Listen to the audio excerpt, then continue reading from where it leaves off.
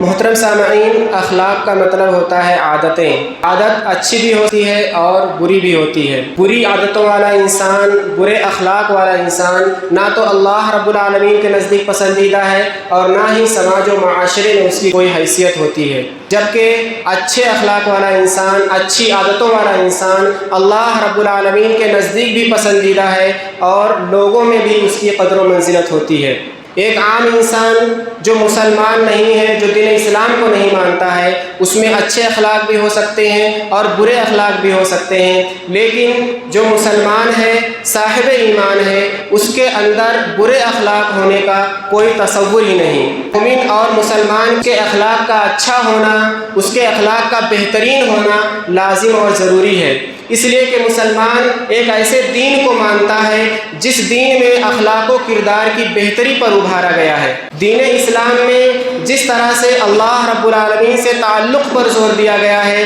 اللہ رب العالمین کی عبادت پر زور دیا گیا ہے، اسی طریقے سے انسانیت سے تعلق پر بھی زور دیا گیا ہے، حقوق العباد کے اوپر زور دیا گیا ہے اور حسن اخلاق کے اوپر زور دیا گیا ہے۔ چنانچہ حضرت ابو الدرداء رضی اللہ تعالیٰ عنہ بیان فرماتے ہیں کہ اللہ کے رسول صلی اللہ علیہ وسلم نے ارشاد فرمایا، ما شیء اثقل فی میزان المؤمن یوم القیامۃ من خلق حسن فإن اللہ تعالی لا یبغض الفاحش البذیء۔ سلسلۃ الاحادیث الصحیحہ حدیث نمبر 876 کہ کوئی بھی چیز مومن کا جو میزان ہوگا قیامت کے دن، اللہ رب العالمین جو اس کا نام اعمال تولے گا تو اس دن اس کے اچھے اخلاق سے زیادہ کوئی بھی چیز وزنی نہیں ہوگی، اس لیے کہ اللہ رب العالمین فحش گو انسان کو جو بے حیائی کی باتیں کرتا ہے، بری باتیں کرتا ہے، بد اخلاق کو اللہ رب العالمین پسند نہیں کرتا ہے، اللہ رب العالمین اس سے نفرت کرتا ہے۔ تو اس حدیث سے اندازہ لگا سکتے ہیں کہ دین اسلام میں بہترین اخلاق کی کس قدر اہمیت ہے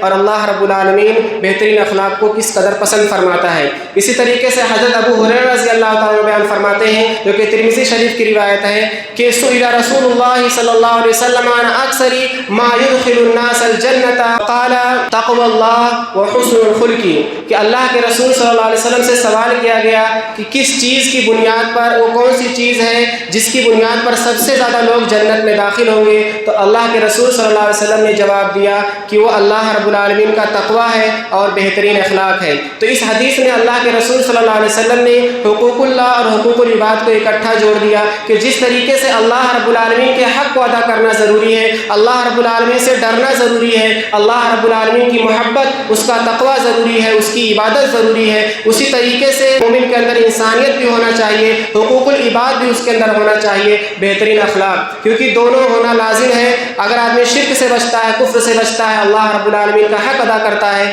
تو جنت میں ضرور جائے گا، لیکن اگر اس کے بہترین اخلاق نہیں ہے تو اس کے لیے جہنم کا فیصلہ ہوگا اور اپنی سزا بھگتنے کے بعد وہ اپنی توحید کی بنیاد پر جنت پائے گا۔ تو اس لیے اخلاق کا بہترین ہونا ضروری ہے۔ حضرت عائشہ رضی اللہ تعالیٰ عنہ بیان فرماتی ہیں کہ ابو داؤد کی روایت ہے کہ سمعت رسول اللہ صلی اللہ علیہ وسلم یقول ان المؤمن لا یدرک بحسن خلقہ درجۃ الصائم القائم، کہ بے شک مومن اپنے بہترین اخلاق کی بنیاد پر، اپنے اچھے اخلاق کی بنیاد پر، اپنے اچھی عادتوں کی بنیاد پر ایک روزے دار کا درجہ پا لیتا ہے اور ایک قیام اللیل کرنے والے کا درجہ پا لیتا ہے۔ جو آدمی روزہ رکھتا ہے، نفلی روزوں کا بھی اہتمام کرتا ہے، اسی طریقے سے قیام اللیل کا برابر اہتمام کرتا ہے، تو اس کا مقام و مرتبہ اللہ رب العالمین کے نزدیک بہت ہی زیادہ ہے۔ تو اس درجے کو آدمی پا سکتا ہے اپنے بہترین اخلاق کی بنیاد پر، اپنی اچھی عادتوں کی بنیاد پر۔ محترم سامعین، ان تینوں حدیثوں سے ہم لوگ یہ اندازہ لگا سکتے ہیں کہ دین اسلام میں بہترین اخلاق کی کس قدر اہمیت ہے اور دین اسلام میں برے اخلاق کی کوئی بھی جگہ نہیں ہے۔ اس لیے جب ہم دین اسلام کی تاریخ کا مطالعہ کریں گے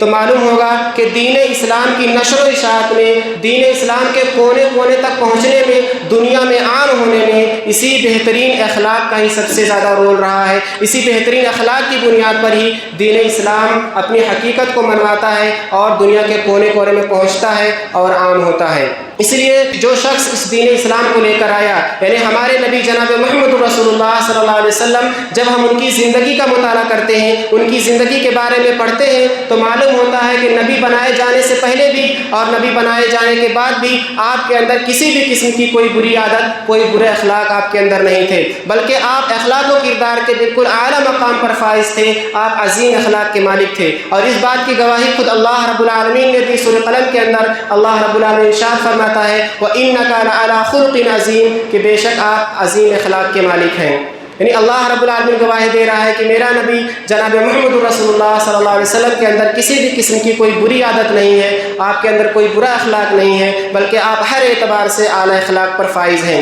اسی لیے اللہ رب العالمین نے سورۃ الانبیاء آیت نمبر 107 کے اندر ارشاد فرمایا وَمَا أَرْسَلْنَاكَ إِلَّا رَحْمَةً لِّلْعَالَمِينَ، کہ ہم نے آپ کو سارے جہان کے لیے رحمت بنا کر بھیجا ہے۔ سارے جہان کے لیے مطلب انسانوں کے لیے بھی، جنوں کے لیے بھی، فرشتوں کے لیے بھی، جانوروں کے لیے بھی، نباتات کے لیے بھی، اور پرندوں کے لیے بھی، چونٹیوں کے لیے بھی، اور سمندر میں رہنے والی مچھلیوں کے لیے بھی، کائنات کے ہر چیز کے لیے اللہ کے رسول صلی اللہ علیہ وسلم کو رحمت بنا کر کے بھیجا گیا۔ اور باعث رحمت وہی شخص ہو سکتا ہے جس کے اخلاق سب سے زیادہ اعلیٰ ہو، کیونکہ بنا اعلیٰ اخلاق کے کوئی کسی کے لیے باعث رحمت نہیں ہو سکتا ہے۔ جس کے اخلاق برے ہوتے ہیں، جس کی عادتیں بری ہوتی ہیں، وہ لوگوں کے لیے زحمت کا سبب ہوتا ہے، لوگوں کے لیے تکلیف کا سبب ہوتا ہے، اور لوگوں کو مصیبتیں پہنچاتا ہے۔ جس کے اخلاق اچھے ہوتے ہیں وہی لوگوں کو فائدہ پہنچاتا ہے اور وہی لوگوں کے لیے باعث رحمت ہوتا ہے۔ محترم سامعین، آئیے ہم اللہ کے رسول صلی اللہ علیہ وسلم کے چند اخلاقی نمونوں کو دیکھتے ہیں۔ سب سے پہلے اللہ کے رسول صلی اللہ علیہ وسلم کے اوپر جب سب سے پہلی وحی آئی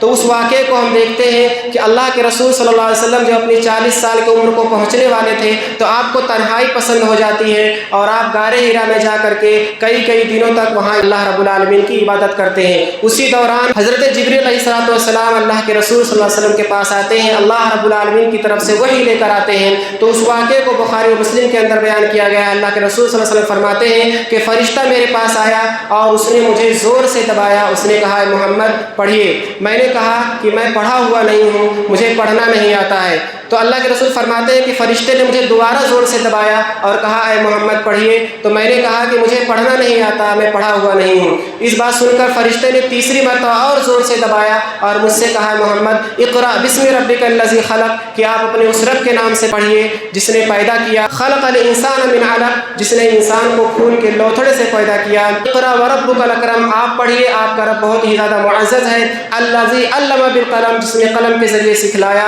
علم الانسان ما لم یعلم، جس نے انسان کو وہ ساری باتیں سکھلائی جو انسان نہیں جانتا تھا۔ اللہ کے رسول صلی اللہ علیہ وسلم کے اوپر سب سے پہلے وحی کا آنا، آپ نے فرشتے کو سب سے پہلے دیکھا، پہلی مرتبہ فرشتے کو دیکھا، پہلی مرتبہ آپ کے اوپر وحی آئی، اور فرشتے کا اس قدر زور سے دبانا یہ اللہ کے رسول صلی اللہ علیہ وسلم کے لیے کوئی معمولی واقعہ نہیں تھا، بلکہ آپ کے لیے بہت ہی تعجب خیز واقعہ تھا جس کو آپ برداشت نہیں کر سکے اور آپ کے اوپر کپ کپی طاری ہو گئی۔ حضرت عائشہ رضی اللہ تعالیٰ بیان فرماتی ہے کہ اللہ کے رسول صلی اللہ علیہ وسلم وحی کے کلمات یعنی قرآن مجید کی جو 5 آیتیں اتری اس کو پڑھتے ہوئے اپنے گھر کی طرف روانہ ہوئے تو آپ کے شانے لرز رہے تھے اور آپ کے اوپر کپ کپی طاری تھی۔ جب آپ گھر پہنچتے ہیں تو حضرت خدیجہ رضی اللہ تعالیٰ عنہ سے کہتے ہیں کہ زملونی، مجھے چادر اڑا دو، مجھے چادر اڑا دو۔ تو اس کے بعد حضرت خدیجہ رضی اللہ تعالیٰ عنہ آپ کو چادر اڑا دیتی ہیں۔ جب کچھ دیر بعد اللہ کے رسول صلی اللہ علیہ وسلم کو راحت ملتی ہے، آپ کے اوپر سے خوف جاتا ہے، تو آپ حضرت خدیجہ رضی اللہ تعالیٰ عنہ سے یہ سارے واقعہ بتلاتے ہیں جو آپ کے ساتھ پیش آیا۔ اس کے بعد آپ کہتے ہیں لقد خشیت علی نفسی، کہ مجھے اپنی جان کا خدشہ ہے، مجھے لگتا ہے کہ میرے ساتھ کچھ برا ہونے والا ہے، مجھے اپنی جان کا خوف ہے کہیں میری کوئی جان ہی نہ لے لے۔ اس پر حضرت خدیجہ رضی اللہ تعالیٰ عنہ نے جن کلمات کے ذریعے، جن باتوں کے ذریعے آپ کو تسلی دی، وہ باتیں ہم مسلمانوں کے لیے بہت ہی زیادہ اہم ہیں اور ہم مسلمانوں کو ان باتوں پر غور کرنا چاہیے اور اس کو اپنانے کی ضرورت ہے۔ حضرت خدیجہ رضی اللہ تعالیٰ عنہ نے کہا، جو کہ بخاری اور مسلم دونوں میں موجود ہے، کہا کلا ابشر، ہرگز نہیں، آپ کے لیے بشارت ہو، فواللہ لا یخزیک اللہ ابدا، اللہ تعالیٰ کی قسم اللہ رب العالمین آپ کو کبھی رسوا نہیں کرے گا، آپ کو کبھی ضائع نہیں کرے گا۔ کیوں نہیں ضائع کرے گا؟ آپ کے اندر کیا کیا خوبیاں ہیں وہ خوبیوں کو گنوایا انہوں نے اور کہا کہا واللہ انک لتصل الرحم، اللہ تعالیٰ کی قسم بے شک آپ صلہ رحمی کرتے ہیں۔ یہ پہلا حسن اخلاق آپ کے اندر، اللہ کے رسول صلی اللہ علیہ وسلم کے اندر جو حضرت خدیجہ رضی اللہ تعالیٰ عنہ نے دلوایا کہ آپ صلہ رحمی کرتے ہیں، آپ رشتہ داریوں کو جوڑتے ہیں، آپ رشتوں کو کاٹتے نہیں ہیں۔ اگر آپ سے کوئی نفرت کرتا ہے، آپ سے دور بھاگتا ہے آپ کا رشتہ دار، تو آپ اس کو جوڑتے ہیں، اس کے سامنے منت سماجت کر کے آپ اس کو مناتے ہیں تاکہ رشتہ قائم رہے، رشتہ ٹوٹنے نہ پائے۔ اور یہ رشتوں کو جوڑنا اللہ رب العالمین کے نزدیک بہت ہی اہم ہے، اس لیے ہم ہر جمعہ کو ہر خطبے میں جو پڑھتے ہیں سورہ النساء کی پہلی آیت، اس میں اللہ رب العالمین نے یہ فرمایا وَاتَّقُوا اللَّهَ الَّذِي تَسَاءَلُونَ بِهِ وَالْأَرْحَامَ، کہ اس اللہ سے ڈرو جس کا واسطہ دے کر کے تم آپس میں ایک دوسرے سے مانگتے ہو، والارحام، اور رشتوں کی قدر کرو، رشتوں کو توڑنے سے بچو، اس لیے کہ جو رشتوں کو توڑتا ہے اس کو اللہ رب العالمین توڑ دیتا ہے، اور اللہ کے رسول نے فرمایا کہ رشتوں کو توڑنے والا جنت میں داخل نہیں ہوگا۔ تو صلہ رحمی یہ بہت ہی عمدہ اخلاق ہے، بہت ہی اہم اخلاق ہے، اور ایک مسلمان کے اوپر فرض ہے کہ وہ اپنے رشتہ داروں کو جوڑ کر رکھے۔ اگر کوئی سامنے والا، اس کا بھائی، اس کی بہن، اس کے بیوی، اس کے بچے، اس کی ماں یا اس کے باپ، کوئی بھی رشتہ دار ہو، اس سے برا سلوک کرتا ہے، تب بھی اس کے اوپر یہ فرض ہے کہ اس کے ساتھ حسن سلوک کرے۔ برابری کرنے کا دین اسلام میں اختیار نہیں دیا گیا کہ کوئی اگر اس کو گالی دیتا ہے تو اپنے رشتہ دار کو آدمی گالی دے کر کے رشتہ توڑ دے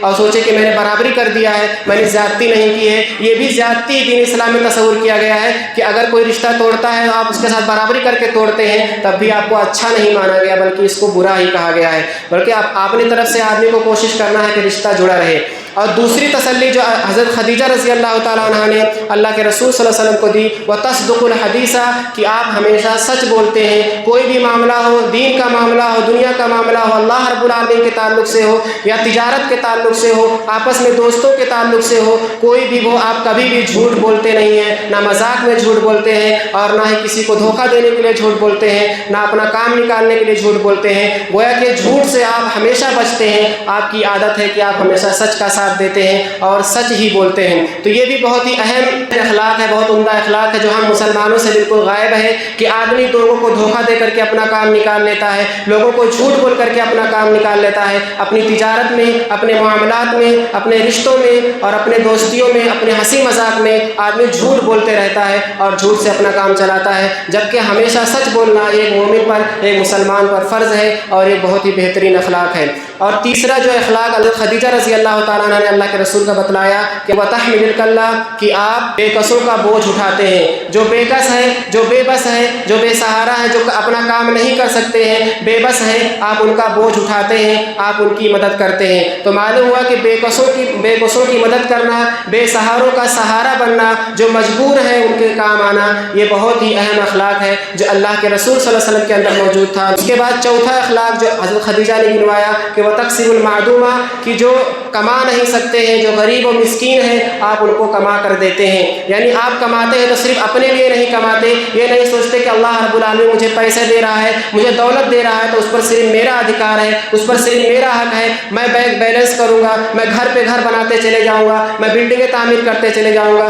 بلکہ اس کو اللہ کے رسول صلی اللہ علیہ وسلم غریبوں کا حق سمجھتے ہیں اور غریبوں میں اس کو تقسیم کرتے ہیں، غریبوں میں بانٹتے رہتے ہیں۔ یعنی آپ کماتے ہیں غریبوں کو دینے کے لیے، وَتَكْسِبُ الْمَعْدُومَ، کہ آپ مسکینوں اور غریبوں کے لیے کماتے ہیں۔ آج ہمارا حال یہ ہے کہ اللہ رب العالمین نوازتا ہے تو اس کو جتنا زیادہ نوازتا ہے آدمی کروڑ پتی بنتے چلے جاتا ہے، لیکن اپنے سگے بھائی کو ہی، جو اس کا دوسرا بھائی غریب ہے، اس کو بھی نہیں دیکھتا ہے، نہ اس کے اوپر خرچ کرنے کی سوچتا ہے اور نہ ہی اپنے مال و دولت میں اس کا حق سمجھتا ہے۔ آدمی اپنی ضرورت سے زیادہ اپنے گھر بنا لیتا ہے، اپنی ضرورت سے زیادہ اپنے گاڑیاں خرید لیتا ہے، ضرورت سے زیادہ کپڑے لے لیتا ہے، ضرورت سے زیادہ فضول اس کے پاس ہر چیز ہوتی ہے، لیکن وہی چیز وہ اپنے بھائی کو دینے کو تیار نہیں ہوتا ہے، نہ اپنے رشتوں میں کسی کو دینے کو تیار ہوتا ہے، دوسرے غریبوں کو دینا تو بہت دور کی بات ہے۔ تو یہ چیز جو اللہ کے رسول صلی اللہ علیہ وسلم کے اندر اعلیٰ اخلاق موجود تھی، اس بات کے ذریعے حضرت خدیجہ نے آپ کو تسلی دی۔ اور پانچویں صفت، پانچواں اخلاق جو تھا وہ تقری الضیفہ، کہ آپ مہمان نوازی کرتے ہیں۔ یہ مہمان نوازی بھی اللہ رب العالمین کو بہت ہی زیادہ پسند ہے کہ اگر گھر میں مہمان آ جائے تو آدمی اپنے دل میں اس کو برا نہ سمجھے،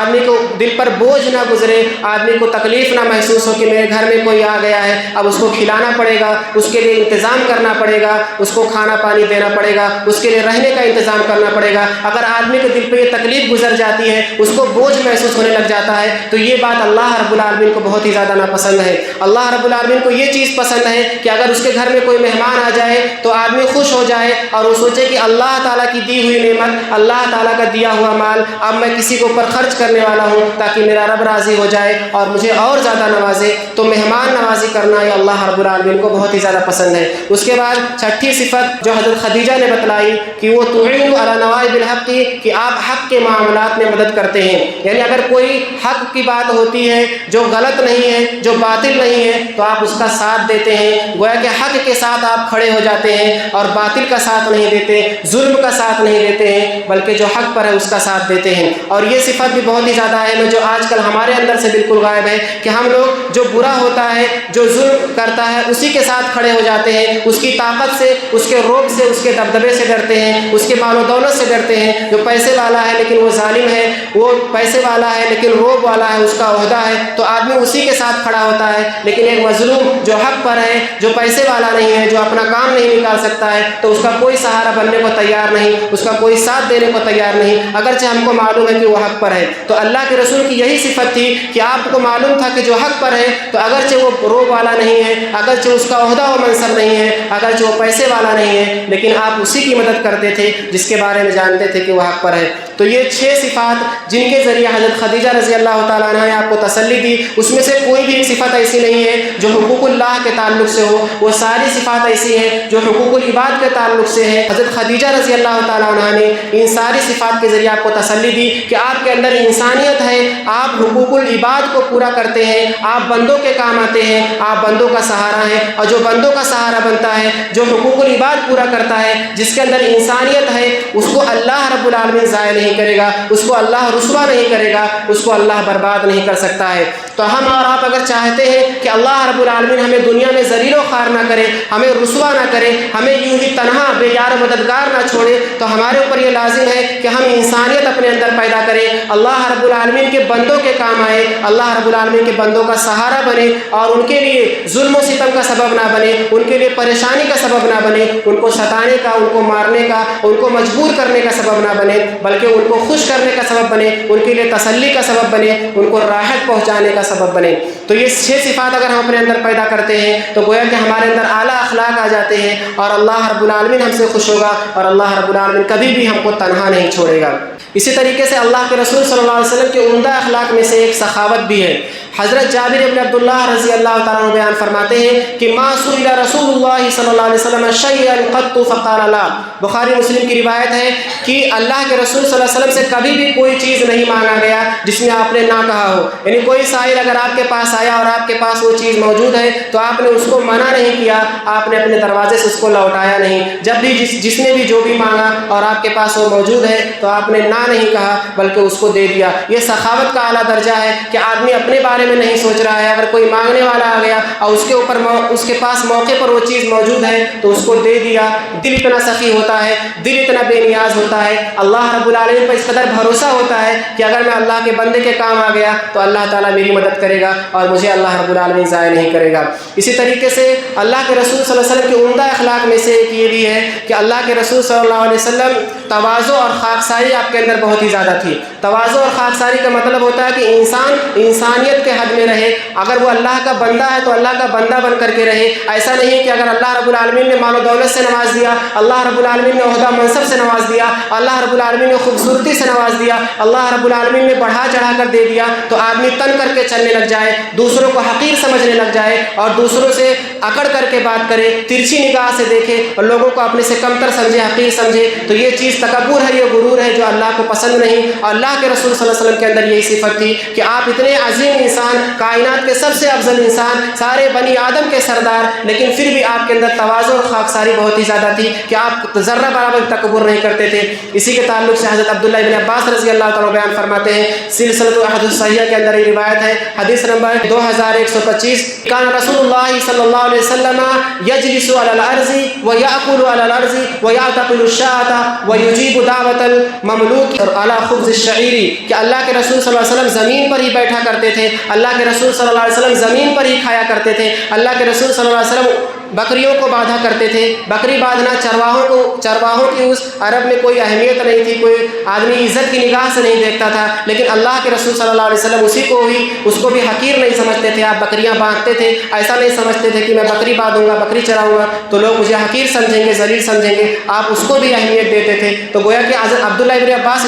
اس کو اتنا اہم بیان کر رہے ہیں کہ آپ بکریاں باندھتے تھے, گویا کہ آپ کے اندر اس قدر تواضع اور خاکساری تھی. اور چوتھی خاکساری جو حضرت عبداللہ ابن عباس رضی اللہ تعالیٰ بیان فرمائی کہ آپ ایک غلام کی دعوت کو بھی قبول کر لیتے تھے جو کہ جو کی روٹی پر دعوت دیتا تھا. یعنی ایسا نہیں کہ اگر کوئی گوشت پر ہی دعوت دے تبھی آدمی دعوت قبول کرے, یا کوئی بڑا آدمی ہی دعوت دے تبھی آدمی دعوت قبول کرے. یعنی سماج و معاشرے میں جو بڑا ہے, جو پیسے والا ہے, اس کی دعوت کو تو لوگ شوق سے قبول کرتے ہیں, لیکن اگر کوئی غریب اور مسکین دعوت دے دے تو لوگ اس کو حقیر سمجھتے ہیں, جانس اچھا نہیں سمجھتے کہ ارے وہ کیا کھلائے گا, اس کے پاس کیا کھلانے کے اوقات ہے. اس طریقے سے آدمی کے دل میں آ جاتا ہے. جبکہ اللہ کے رسول صلی اللہ علیہ وسلم ایک غلام کی دعوت کو بھی قبول کرتے تھے, جبکہ معلوم تھا کہ وہ صرف ایک جو کی روٹی کھلائے گا, اس کے پاس اور کچھ نہیں ہے, نہ بکری کا گوشت, نہ اونٹ کا گوشت, اور نہ کچھ اور کھلا سکتا ہے. تو یہ عبداللہ ابن عباس نے بہت اہمیت کے ساتھ بتلائی کہ آپ کے اندر یہ خاکساری, یہ تواضع تھی کہ آپ ایک غلام کی دعوت کو بھی قبول کر لیا کرتے تھے. اسی طریقے سے اللہ کے رسول صلی اللہ علیہ وسلم کی ایک اہم صفت, ایک اہم اخلاق, رحم دلی آپ کے اندر تھی.